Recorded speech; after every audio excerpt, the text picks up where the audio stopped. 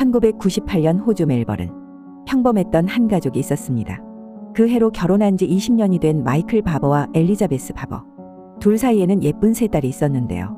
부모의 눈에만 예쁜 게 아닌 누가 봐도 예쁜 외모를 가지고 있던 세 딸이었고, 그중 첫째였던 레이첼은 한눈에 봐도 특출난 미인이었죠. 그런 레이첼에게도 고민이 있었는데요. 그건 학교에서 공부를 너무 못해서 시험만 보면 성적이 처참했고, 그 때문에 공부 대신 자기가 하고 싶으면서 잘하던 춤 쪽으로 진로를 정하고 싶었던 것이었죠. 하지만 부모님이 예체능으로 진학하는 것을 좋아하지 않는 건 우리나라나 외국이나 마찬가지인 것 같은데요. 부모님은 화목했지만 가난했기에 재정적인 지원 등의 이유로 레이첼이 춤추는 것을 꽤나 반대했었다고 합니다.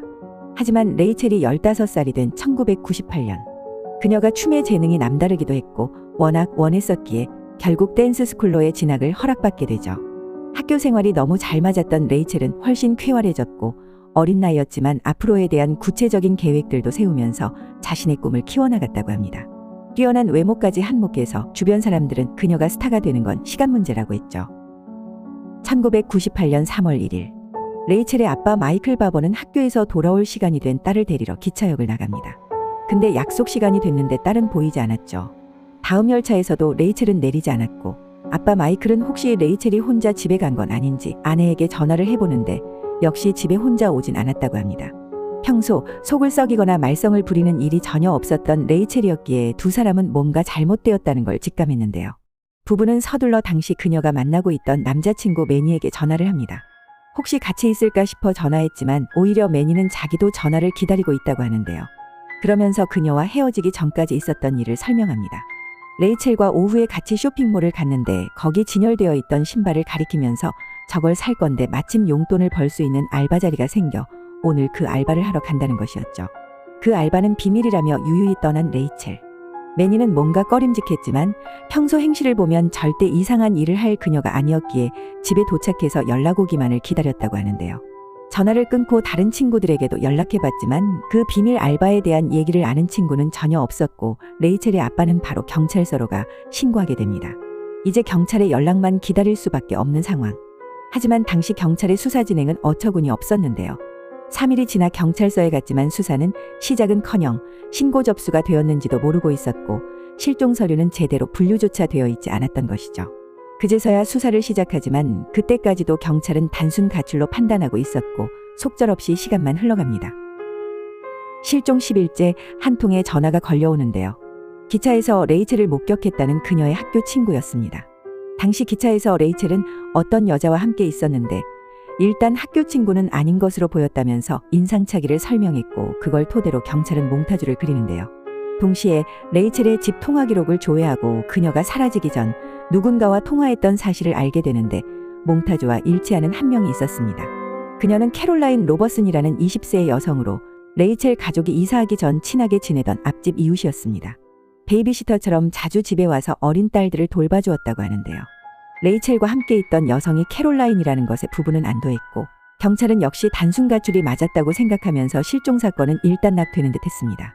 실종 12일째 경찰은 캐롤라인의 아파트에 방문합니다. 문 앞에서 그녀를 불러보지만 대답은 없었습니다. 문을 열어보려 했지만 추가 잠금 장치가 되어 있어 밖에서 강제로 열 수도 없었죠. 다행히 창문 하나가 열려 있어 경찰은 어쩔 수 없이 그곳으로 진입하게 되는데 거기엔 침대에 얼굴을 파묻고 기절해 있는 여자가 한 명 있었습니다. 그 여자는 실종된 레이첼이 아닌 캐롤라인이었죠. 경찰은 그녀를 구급차로 먼저 이송시키고 동시에 집안 수색도 진행합니다.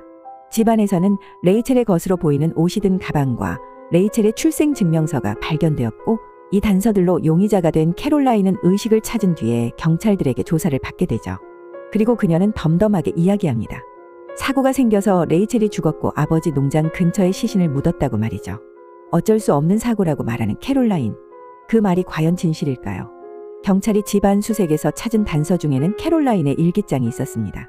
그리고 일기장은 그동안의 모든 이야기를 담고 있었습니다.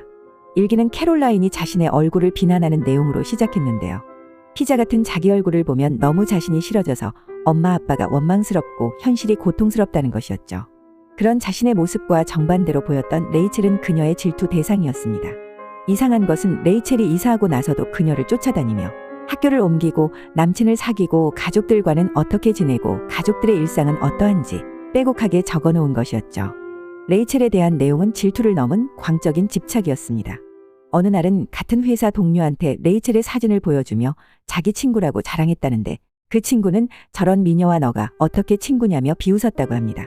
그때부터 더욱 무너진 자존감은 스스로를 가상의 인물로 만들기 시작했고 그녀의 결론은 본인이 레이첼이 되는 것에 도달합니다. 레이첼이 사라지면 자신이 레이첼이 된다는 생각을 하게 된 것이었죠.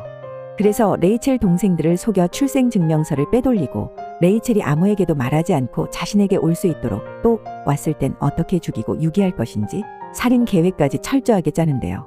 캐롤라인은 여기까지의 일기를 읽은 경찰을 더는 속일 수 없었습니다. 사건의 전말을 인정했고 이후의 이야기는 이랬습니다. 캐롤라인은 레이첼이 신발을 사고 싶어 하는 것을 알고는 돈을 벌 수 있는 알바를 소개시켜준다며 자신의 집으로 부릅니다. 그런데 이게 어떤 연구에 대한 건데 기밀이니까 아무에게도 말하지 말라고 신신당부를 하죠. 순수했던 레이첼은 친하다고 믿고 있던 캐롤라인의 말을 믿고 정말 아무에게도 말하지 않은 채 그녀의 집에 간 것이었습니다. 집에 도착한 캐롤라인은 레이첼에게 집에 있던 피자를 하나 권했고 그 또한 의심 없이 먹은 레이첼은 얼마 지나지 않아 정신이 몽롱해짐을 느낍니다. 캐롤라인이 피자에 항히스타민제를 넣어놨던 것이었죠. 자기도 모르게 정신을 잃어가는 레이첼 앞에 전화선을 들고 선 캐롤라인. 자신이 그토록 되고 싶어하던 그녀의 목에 전화선을 감습니다.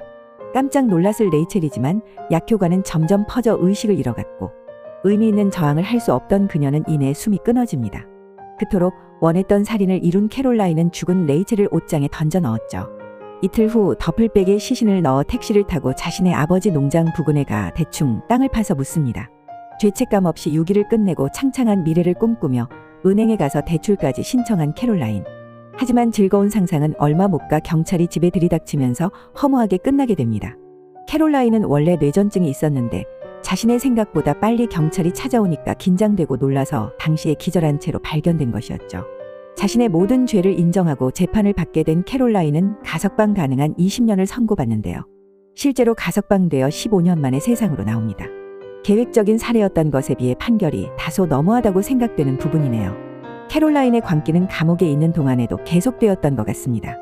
여담이지만 그 광기가 얼마나 대단했던 것인지 출소 후 그녀의 얼굴은 정말 레이첼과 닮아 있었죠. 단지 레이첼이 되는 것만 상상했던 캐롤라인은 감옥에 갇혀 있는 동안에도 자신의 범죄를 전혀 반성하지 않았다고 합니다. 믿을 수 없지만 그런 캐롤라인을 레이첼의 부모님은 용서했다고 하네요. 그리고 제정신이 아닌 듯한 캐롤라인은 현재 세상에 섞여서 어딘가에서 잘 살고 있다고 하죠. 피해자는 억울하고 가해자는 세상에 잘 나와 살고 있는 현실이 98년이나 지금이나 다르지 않은 게 한편으로 충격적인 사실인데요.